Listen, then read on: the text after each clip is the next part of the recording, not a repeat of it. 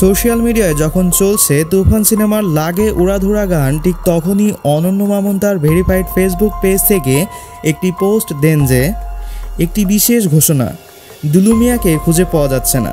যদি দুলু মিয়া নিজ থেকে আত্মসমর্পণ না করেন তাহলে দরদ টিম আগামী 2/6/24 তারিখে তার প্রকৃত চেহারা একটি ভিডিওর মাধ্যমে সবার সামনে উন্মুক্ত করে দেবে। ঘোষণাটি শেষ হলো।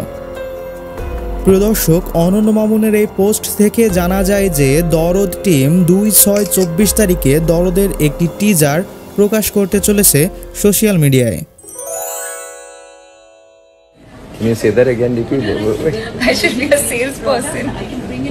অন্তঃসত্ত্বা দীপিকাকে ঘিরে কটাক্ষের রোল নেট পাড়ায়।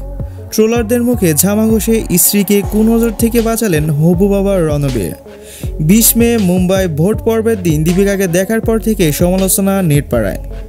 এমনকি সম্প্রতি নিজের প্রসাধনী ব্র্যান্ডের প্রচারের জন্য মুম্বাইয়ের এক শপিং মল থেকে পোস্ট করা ভিডিও দেখেও বিরূপ মন্তব্য করতে ছাড়েননি সমালোচকরা। এবার তারই মোক্ষম জবাব দিলেন রণবীর। স্ত্রী দীপিকার ছবি নিজে ইনস্টাগ্রাম স্টোরিতে পোস্ট করে রণবীর লেখেন, মুখ পুরুক তাদের যারা কুনজর দেবেন। শেষ পর্যন্ত যদি এই ভিডিওটি দেখে থাকো তাহলে সাবস্ক্রাইব না করলেও চলবে, বাট লাইক করে তোমার গার্লফ্রেন্ড বা বয়ফ্রেন্ডের কাছে শেয়ার করে দিও।